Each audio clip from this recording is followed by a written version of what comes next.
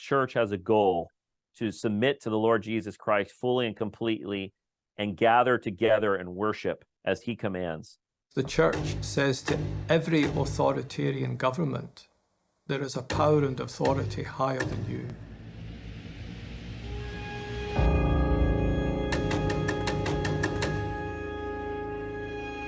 Our calling is not first to comply with your laws.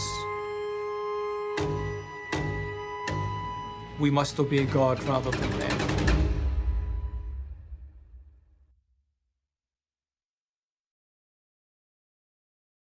Welcome back to That's a Good Word. I am honored today to speak with Mr. Shannon Halliday, the director of The Essential Church. Phenomenal film. I got the opportunity to see it in person a couple weeks ago, and honored, Mr. Halliday, that you would give us your time and speak about this film today.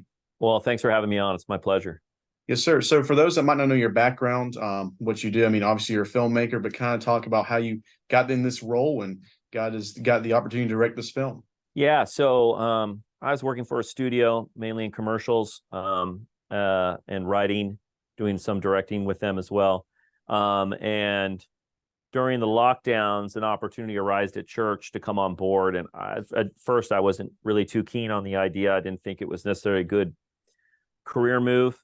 But as things progressed, my heart started to change, and I started to see it might be a really fun opportunity at Grace Community Church to help out in their media. And I saw kind of a shift going on with how media was being used there and stuff like that. And so I thought, narrative filmmaking looks like it could be very much something they would be interested in doing down the road. So I thought I'd walk through that open door, and they asked me again. First time I said no. They asked me again if I wanted to come on. They said yes, or I said yes. And then we were discussing our first project, and this idea came up, and that sounded like a no-brainer to me to do that. So I was asked to put together a pitch on how I would tell the story, and then presented that to Dr. MacArthur and Mark Zakevich, and that went really well. And they said, okay, let's do this. And that was I guess that was a little over 2 years ago. So the motivation for this film really comes during that COVID time. When did you really start to see this as a project that you could see being worked on? Was it really post-COVID that this really became a motivation? Yeah, I think the motivation really came from this idea that people were leaving our church or had left our church when we opened back up. And there were so many people that disagreed with us and thought we were doing the wrong thing, that we thought, wouldn't it be great to just show the whole story of how we came to this decision to open back up, and kind of back the curtain to show those people, well, this is how it all happened. And this is the overall context of it with church history and what was going on globally with our Canadians. So wouldn't be able to show those people that disagreed with us and just show them the whole story. And that was really the motivation behind the documentary, to do that. On our end, and Dr. MacArthur, his motivation, he has said this publicly, that he just wanted to make sure that the history was told first, that people would remember, and that we put our in the ground saying, this is what happened and this is how it happened, and this is why we believe what we believe, and this is why we did what we did. And get that out there so that, it's not forgotten and something untrue isn't said. I mean, the people might have a misconception that, for speaking by Grace Community as well, and we'll talk about some of the other churches involved in the film as well, but for Grace Community, they might have a misconception that MacArthur just made the call and that's how it was and that's how things went on. But the film does a phenomenal job of showing that there actually was a lot going on behind the scenes, behind the curtain, if you will, of this decision being made. I mean, you can kind of attest to there's 40 elders at Grace Community Church that really went into this painstaking decision, and at first it wasn't a unanimous decision. Yeah, it wasn't. It wasn't something that, and you're right. I mean, I think a lot of people look at Grace Community Church and just think Dr. MacArthur runs everything, that it's MacArthur's church, and a lot of times, people will use that kind of verbiage, but in reality, we're an elder-ruled church, and we have over 40 elders. Over 7,000 to 10,000 people in the congregation. So you have to get those 40. We're an elder ruled church. Those elders have to be unanimous. That's the principle by which we live by, that if it's God's will and all these men are submitting to God and his word, they should come to a unanimous decision about what the church should do in any situation, right? In this particular one, they were not unanimous. They were unanimous in heeding the warning because we were all ignorant to what it was. We are being told something, and Dr. MacArthur says in the documentary, it was similar to if they said a hurricane was coming, and it was going to hit Sunday, and you should get out of town to protect yourself. And it was like, okay, well, we're going to listen to that. And so we went along with that. But, soon after, Dr. MacArthur and some other elders were ready to open back up, but the whole elder board was not. And they have that principle of unanimity. And it's fascinating to be able to pull back the curtain on that and to show the world, well, that's what this looks like. And this was the process they went through. And it's kind of messy. It's not perfect. And there were casualties in the whole process. Right. And it wasn't easy. And I think that, if the people who left maybe could have seen that, maybe they'd have a better understanding of how we wrestled with this and came to the conclusion that we should defy the government. Yeah. Just as a side note, I mean, I think it's phenomenal that there are churches that do that have a unanimous decision policy from the elder board. I mean, that's not something that you always hear about, and many times in division of churches, which the film speaks on, division of churches comes from the top down. So having that unanimous thing was actually something I took away from the film. It's really a motivation for churches to be, at the top. There needs to be agreement, and there was definitely, even in a serious situation like COVID, that was refreshing to see that even with 40 people, the decision was, hey, we're going to make sure that we're unified on this. Yeah. And that just shows you too, that if you can't get unified, that's what the stakes were, because if they could not find a way to become unified over this, you could have a massive church split, and Grace Community Church would never be what it once was. This could destroy the church. Right. And I think Chris Hamilton says at one point, right before that final meeting, that Grace Church as we know it was at stake. The stakes were really high for our church. It was not an easy thing, and it was not, if we did not succeed, the failure was catastrophic to our church. Right. So it's very important that they become unanimous and sift through that division and get rid of it before it destroys the church. Right.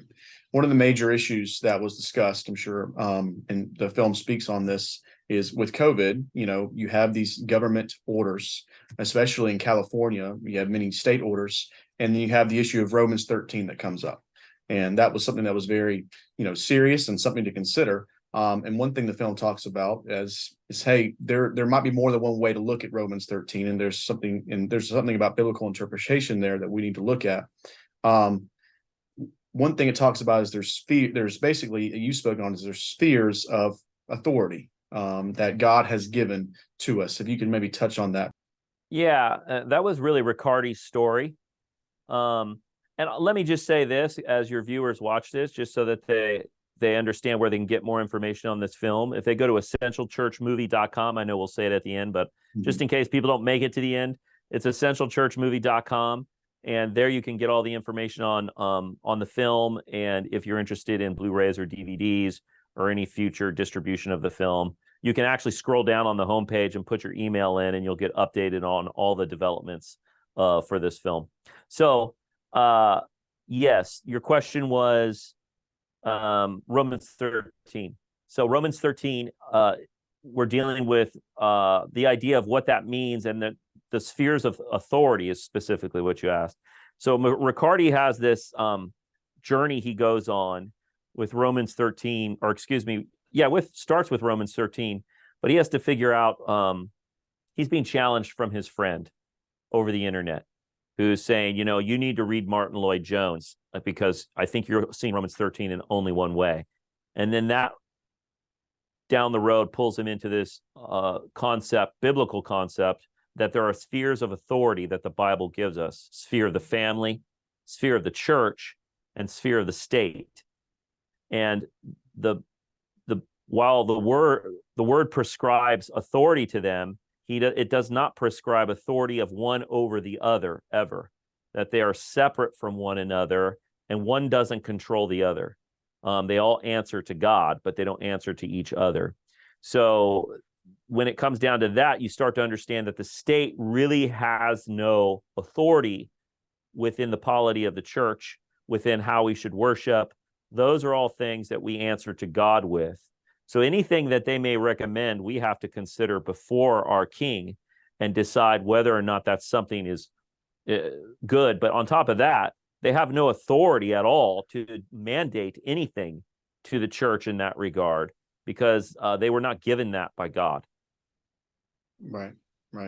And yeah, thank you for going through that. And just as a note, we will make sure to put in our description for all of our social medias and YouTube a way you can get to essentialchurch.org, and that way they can look at all those things. It is coming out in DVD and Blu-ray now, so highly recommend that. Another thing that this focuses on is the global aspect or global impact of COVID on churches. Two pastors, Tim Stevens and James Coates from Canada, who were arrested, are both focused on in the film. You got to really hear their stories and talk to them on a personal level. When you had the opportunity to speak with them, just what are some of the things that you learned, and why did you choose them to be part of this story? Yeah, so when we were dealing with our legal battle, James was dealing with his, and in Canada, they really brought the hammer down on the pastors there that defied them. And he was arrested and put in maximum security prison. I say maximum security prison because he was put in with basically rapists, murderers, pedophiles, all the worst kind of criminals, murderers. He was put in that kind of prison. He was not in jail. He wasn't in a cell by himself. He was amongst all of that. Maximum security prison with no idea of when he was going to be let out. He was both him and Tim Stevens were arrested, and they didn't know when they were getting out. Could be 2 years, could be 5 years. And these guys are family men, not just pastors. So they're ripped away from their families and put into that situation. So we know about James because James went to seminary at Masters. So we had a connection there. And we were, communicating with him, sending him letters in prison, just encouraging him, encouraging his family, encouraging that church up there. And then we learned about Tim Stevens through James because he was intertwined with James' story. And when I heard their story, I really wanted to make sure they were part of the documentary because they they do two things. They kind of represent the global church, right, in a very efficient way. I focused on three things: church history, our local church, and then the global church. Because the movie really is about the church. It's not about Grace Community Church. It's not about John MacArthur. It's about the church. So it's really important that all those other facets that make up the church are the protagonist in this story.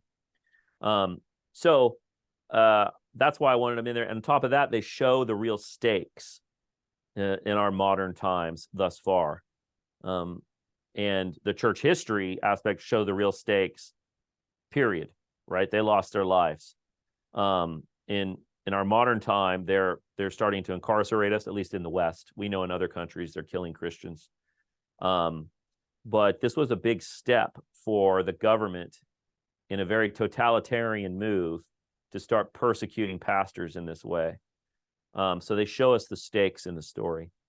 So when I sat down and talked with them, I mean, it was eye-opening. All of that was eye-opening. And it was, I mean, when you see in the film, them being arrested in front of their families, it's, it is not a pretty sight. I get choked up every time I see it. I put myself in the shoes of those little kids, seeing their dad get arrested, It's just horrible. And there was no reason for it. It was ridiculous. So yeah, it was just eye-opening to the totalitarianism that's going on in Canada, and just look at these guys who are, and not just them, but their churches, because when they were arrested, their churches continued to meet. So they aren't the lone heroes here, because if the churches didn't continue to meet, well, then I guess the government would have succeeded, which is why they arrested the pastors, because they thought that would quell this little defiance they were getting from the church. but it didn't quell it at all. It just fanned the flames of their defiance, really. And the church grew during this time, and is still growing today as a result of their stand.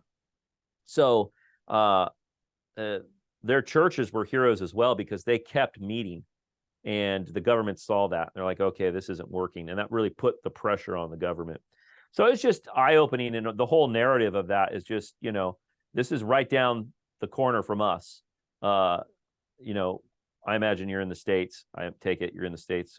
And we look at Canada, and we understand now that Canada's, a little bit farther down the road on where we're headed.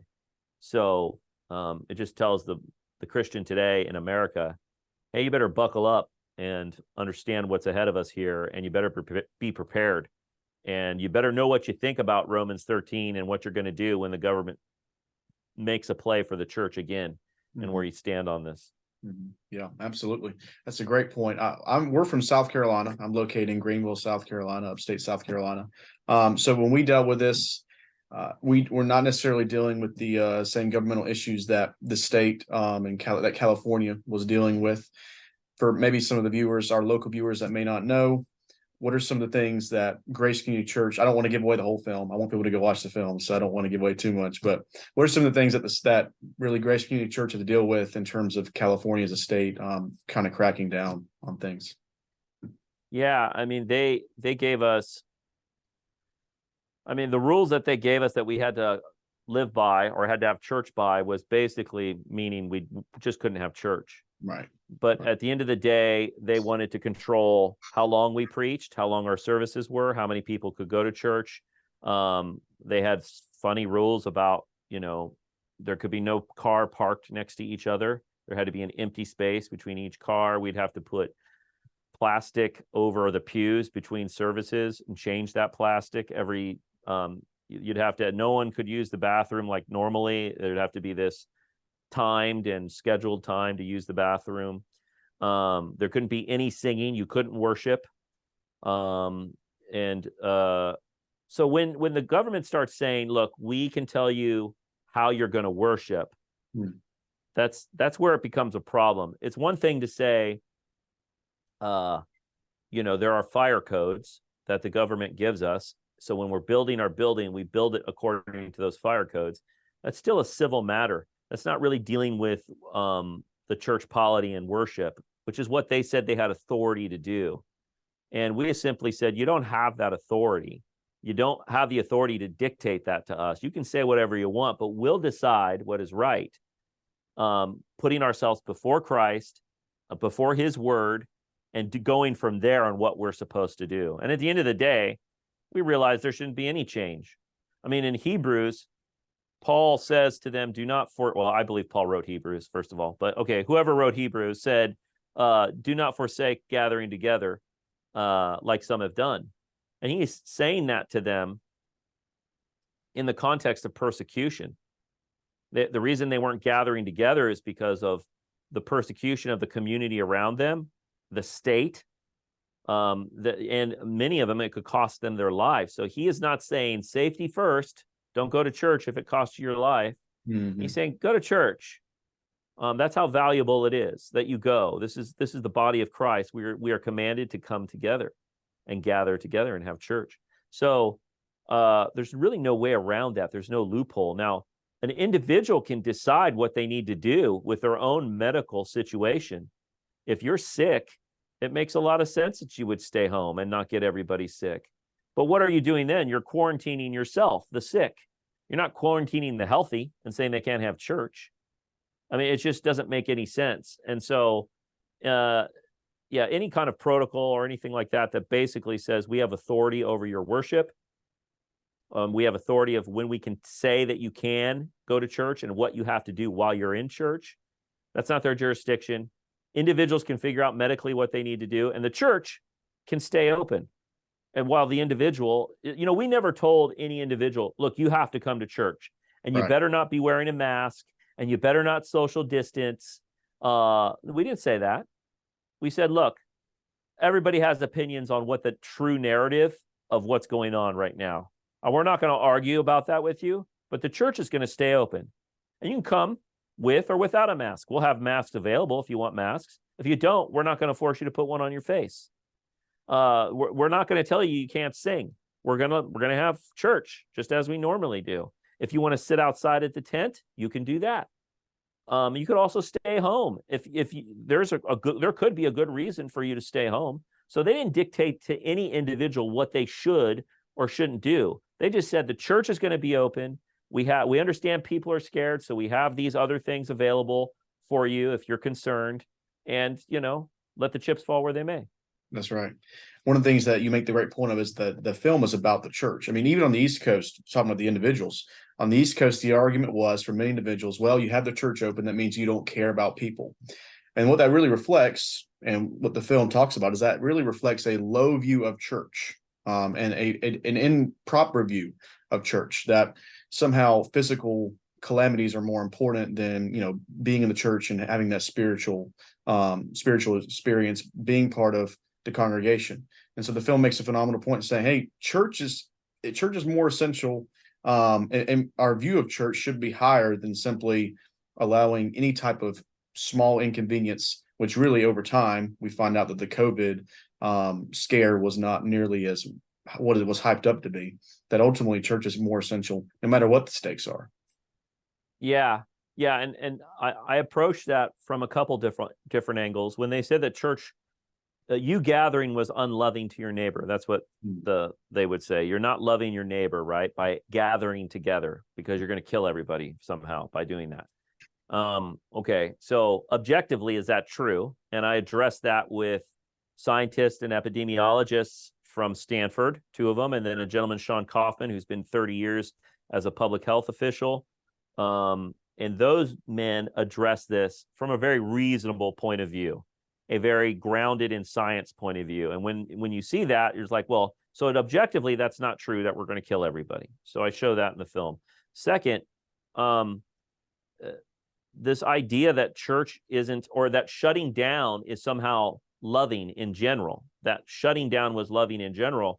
And we see the effects of the shutdown. The lockdowns destroyed people, and it destroyed them spiritually. It destroyed them emotionally, and suicide rates were skyrocketing.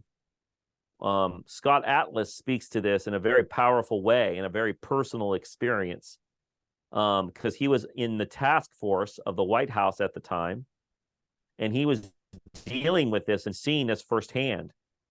And he's begging those people, stop with the lockdowns. They're completely unnecessary, and they're actually destroying society, destroying lives. And there are people in a spiritual and mental state that are just wrecked by the lockdowns, that put them in a place of darkness.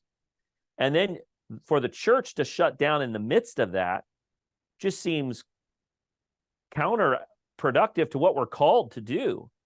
We're called to be salt and light in the world, and the church gathered represents that. Especially in California, we dealt with a little bit here in South Carolina, but really in California, when things weren't essential, the government somehow called essential with the BLM riots and then just other awful political things that were going on at the time. They were somehow essential, but yet church wasn't. And that was something that had to be extremely frustrating, especially for y'all being right next to that. Yeah, absolutely. And that just shows the hypocrisy of it. And it shows the lie of their narrative, because if their narrative is really true, right? It's kind of like the same thing with, not to go on a rabbit trail, but with climate change, right? If the oceans are going to rise, then why is Obama buying a house on the coast? You know what I'm saying? While he's the big proponent that we're all going to die from these floods. Like, that makes no sense. If we're all going to die from gathering together, why is the mayor of LA out in the middle of them with no mask on, shoulder to shoulder all day, with thousands and thousands of people all on top of each other? And that's essential. That's what's essential. That's not dangerous. But having church on Sunday is dangerous, is not essential.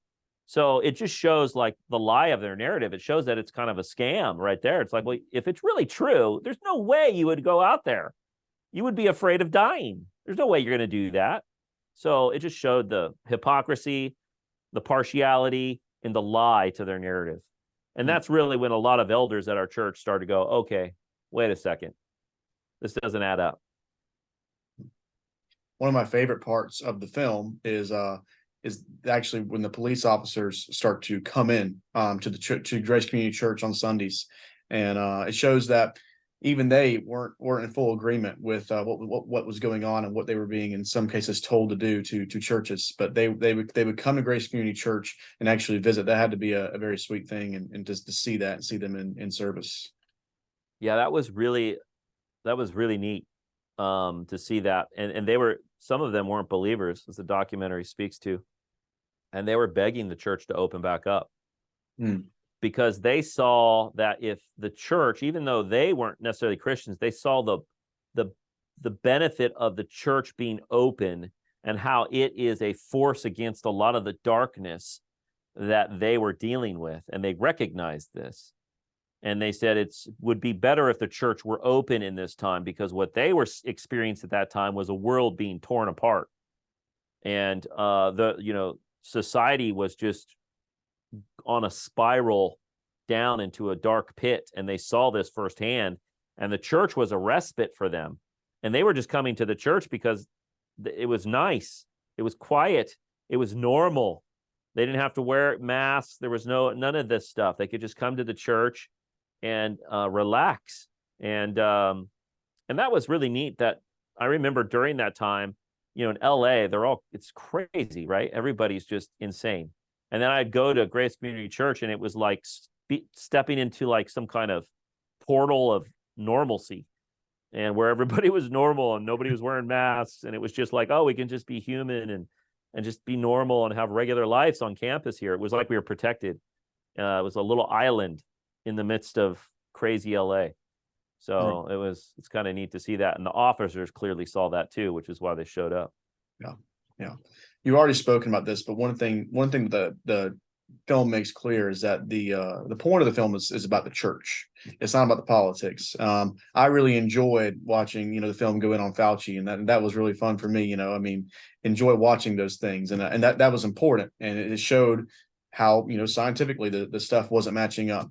But more importantly, it is the side of the church, and I imagine that's what you want people to take away from this, is that the church is essential. The church is essential, and not really more of the political things about how the government was being hypocritical. Yeah, I wouldn't say that this is a super political film. I think people are expecting that, and of course we are dealing with that subject matter to some degree, because that's part of the story.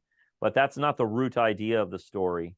Our protagonist is the church, and the church has a goal to submit to the Lord Jesus Christ fully and completely, and gather together and worship as he commands, and not compromising the headship of Christ. So there is this conflict between what the church should do. Do we compromise the headship of Christ? And what does that mean? And or do we hold the line and we do not compromise the headship of Christ? And what does that look like when you do that in the past and the present? And that's what the movie speaks to. I have such, and on the DVDs and the Blu-rays, there will be more uncut interviews of for example, Scott Atlas, who was on the task force during the Trump administration for 2 months, and he had all those conflicts with Birx and Fauci, and those are fascinating stories, and some of those will be on the DVD and Blu-ray. But those, when I was editing the film, those were rabbit trails. They were cathartic to me. I liked them, but I had to ask myself, just as a storyteller, am I off on a rabbit trail right here, and kind of like starting to go off on something that's not really what the story's about? So as just a storyteller, just to tell a good story, I had to start cutting those things out that maybe personally were cathartic, but really muddied the water when it came to actually telling the story that was being told, which was about the church and its antagonist, the government. So right, and that's another reason, if you've already seen the film in theaters, to buy it on DVD and Blu-ray, because you're going to get a lot that was probably left on the cutting room floor. So that's absolutely true. Yeah, there's a lot of bonus features on the DVD and Blu-ray. Yeah, I would also say this, that the film has a maybe I'm biased because I'm the filmmaker, but it has rewatchability. I think, and I've seen proof of this, is that people watch it and they're like, I like it, but I need to watch it again. And I know multiple people have watched it multiple times. So I think people that have seen it in the theater are going to probably still want a DVD and Blu-ray, because there's a lot of story in there. I mean, it's packed full of story, and watching it a second time can help you kind of digest it a little bit more, and you see there's some things you may have missed. So Absolutely. Absolutely. One more aspect of the film that this focuses on is the church history aspect of things. And it shows us a few things. One, that it shows us this is not new. Dealing with government being tyrannical and onto the church is not a new situation that the church has dealt with. Choosing the stories that you did from church history, I know there was a lot that you could choose from, but really, what went into the process of you choosing, stories about John Bunyan and other stories that were impactful in church history? What really went into that? yeah, there were certain parallels that I was seeing, and there are probably parallels throughout church history, but I specifically saw parallels in the 1600s. And our elders clearly saw that too, because in the Christ not Caesar statement that came out on July 24th, they voted on it July 23rd, and then it was released the next day. But on July 23rd, the statement that they voted on had references to specific church history events. So that was really the springboard, and it found itself with the Covenanters, the Great Ejection. And then John Bunyan wasn't necessarily, I think, in the statement, but it made a lot of sense with what James Coates was going through, which was also in the middle of that context of that 1600s Covenanter, Great Ejection, Puritan kind of story that was going on for those 100 years. And that was in that time, the conflict, again, they were dealing with the state saying that they had control of the church. And some of the things the state they had the Book of Common Prayer, and they said, you have to submit to this Book of Common Prayer. And that essentially was, some of it wasn't necessarily bad. Right. But they were like, but you don't have jurisdiction to just regulate church. You can't tell us what we have to wear or anything like that, and vestiges and stuff like that. It's not your jurisdiction to do that. And they saw that as a compromise of the headship of Christ. And that really was what the whole conflict was about. Now, as far as some of the other stories, some of the parallels, without giving too much away of the story, connected in the dates. And I show that in the documentary. This July 23rd is a really important date in history that just happens to coincide with the date that our elders decided to come back. So I open with that story. And it's a story I didn't know about before, but it's a story of Jenny Geddes. And that connecting with our story, I just thought was uncanny and so interesting. So when I learned that, I got super excited. I knew I wanted to work that into the film somehow.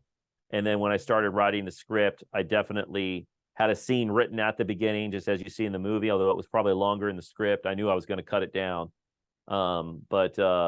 Yeah, I start off with that story and then bring us to the future. And I really love those stories. And then obviously there's other stories where it's just powerful stories because of the sacrifice people are making, and showing that, this has to do with real conviction about truth. This isn't a willy-nilly thing that we can just sell off temporarily. This is something people died for. So maybe we should reconsider how we're handling this when it comes to the headship of Christ. We can be very quick to think that if we just are silent, that maybe things will just pass us by and we won't have too much of an impact. But in fact, what we find for many times, especially during COVID in America, silence actually was quite problematic for the church. And unfortunately, there were less churches like your church that were standing for the truth, and there were more churches that seemed to be giving in with what the culture or the government was prescribing. So we're thankful for faithful churches like Grace Community Church and others. And I assume that if you are someone that's a churchgoer or someone in ministry that's watching this film, it's convicting, and it really does call for maybe a higher view of the church, and maybe that's what we need to turn things around in this country. Would you say that would be something that could be a takeaway from the film? Yeah, I would say that, I think in Western civilization, this is a muscle that we haven't really exercised too much. we haven't had to really think about it. We've had it so good in America. Mm-hmm. I remember talking to one of our elders, and he said, you know, when I was a kid, it felt like the church or the government was on the side of the church. Like it didn't feel like the government would ever be an opponent to the church, that it appreciated the church, that it wanted the church. It saw, you know, that it was for the church. And that's completely switched. And so this is a new thing where we're finding the government is very much antithetical to the church, and that that those times of peace or lack of conflict between government and church can make us think that, can make us start to think that the government is neutral, and we can start to see the government as neutral. But we should never see anything as neutral, because spiritual warfare takes place in all spheres of our life, including a government sphere. It says in the Bible that the world lays in the lap of Satan. Well, if that's true, that would include the government. And then if we see how governments have been used in the Bible, that Satan always makes a play for the government, always has. We see that through church history, which is why it's important that we look back to church history and we see this. We should be encouraged to be like, okay, we should exercise this muscle a little bit more and think more thoroughly about this, because it's very possible that we have taken things for granted because we've had it so good. So my goal is that after watching this film, they would say, you know, maybe this is something this is a muscle we need to exercise a little bit more, because this is going to happen again and we need to know what we're going to do. Right. Amen. Well, the stakes are high. They continue to get higher, but this film does a phenomenal job of laying that out and then laying a framework for how the church should act in response. If you haven't seen this, see it. Buy it on DVD and Blu-ray. Yeah, all the information's on the website. You can contact us there. And like I said, you can put your email in, you scroll down to the bottom of the page, and then you'll be updated on any developments with this production or any future productions we might do. Right. And if you've seen the film already, you're gonna get a lot more if you buy it on DVD and Blu-ray that you didn't see the first time. And if watching it again, you'll probably get stuff that you might have missed or might have forgot about. So definitely watch it again. Mr. Halliday, thank you so much for giving us your time. We really appreciate you doing this. Okay, thanks for having me. Really appreciate it. Yes, sir. Thank you.